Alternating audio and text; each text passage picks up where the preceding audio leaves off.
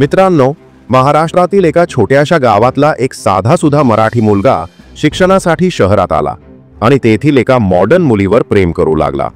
पण तिच्याच हातून त्याचं मन तुटलं।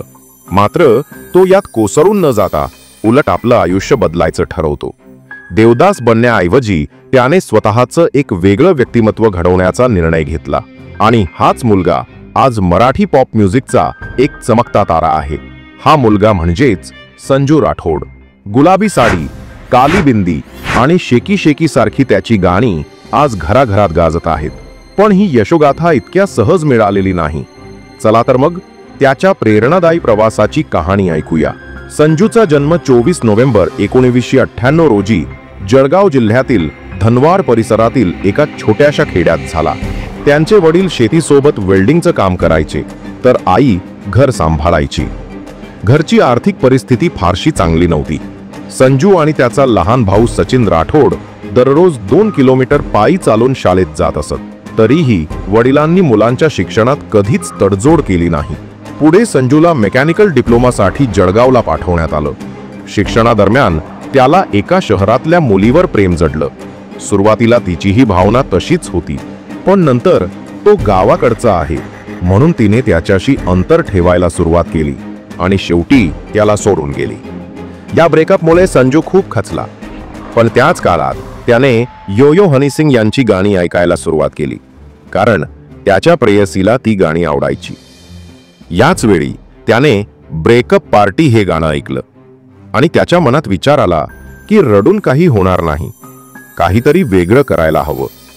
त्यानंतर त्याने स्वतःच रॅप लिहायला सुरुवात केली आणि ते आपला चुलत भाऊ जी स्पार्क गौरव याला ऐकवले। दोघांनी मिळून इंटरनेटवरूनच म्युझिक शिकायला सुरुवात केली। रिॲलिटी शोमध्ये संधी मिळावी म्हणून तो घरून पळून मुंबईत आला। मलारमध्ये भाड्याने राहत होता, पण भाड्याचे पैसेही नसत। जगण्यासाठी त्याने काही मोठ्या गायकांसाठी घोस्ट आर्टिस्ट म्हणून म्युझिक दिलं, म्हणजे क्रेडिट न घेता काम, फक्त पैशासाठी। पण मुंबई महाग शहर, अनेकदा पैसे उधार घ्यावे लागत आणि परत करण्यात उशीर झाला की काही लोक धमक्या द्यायला येत। त्यामुळे संजूने ठरवलं, आता काहीतरी मोठं करायचं। 2019 मध्ये संजू आणि जी स्पार्कने एकत्र यूट्यूबवर हिंदी गाणी अपलोड करायला सुरुवात केली, पण त्यांना खास प्रतिसाद मिळाला नाही। मग त्यांनी मराठीत गाणी बनवायला सुरुवात केली। हळूहळू त्यांना महाराष्ट्रात ओळख मिळू लागली। ती प्रेमात बप्पा, नारी तुझे रूप अशी गाणी लोकांना आवडू लागली। डिंपल हे गाणं तर व्हायरल झालं आणि मग संजूची लोकप्रियता वाढत गेली। संजूचं स्वप्न मात्र अजून मोठं होतं, मराठी पॉप सॉंग्सना पंजाबी गाण्यांसारखं ग्लोबल लेवलवर नेणं। नव्वारी, बुलेटवाली अशी गाणी हिट झाल्यानंतर त्याने गुलाबी साडी हे गाणं रिलीज केलं। हे गाणं काश्मीरपासून कन्याकुमारीपर्यंत, मुंबईपासून लंडनपर्यंत गाजलं।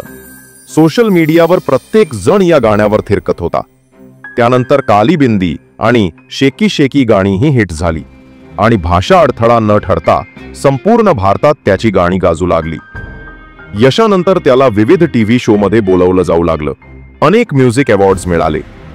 संजू राठोड आज संपूर्ण भारतात एक उभरता मराठी पॉप स्टार बनला आहे। संजू जळगाव जिल्ह्यातील बंजारा समाजातून आलेला आहे, ज्यांचे मूळ राजस्थानशी जोडलेले आहेत।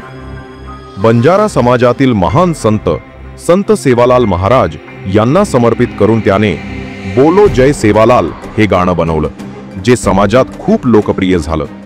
तसेच त्याने गणपती बाप्पांसाठी 6 बाप्पा गाणी बनवली, जी सर्व हिट ठरली।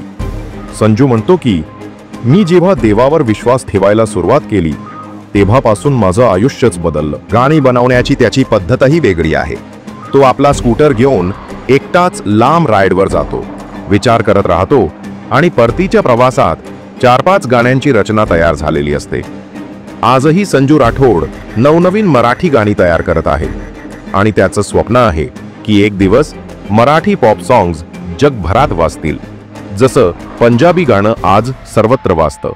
तर मित्रांनो, आजचा व्हिडिओ कसा वाटला ते कमेंटमध्ये नक्की सांगा आणि संजू राठोड यांचं आवडतं गाणंही लिहा।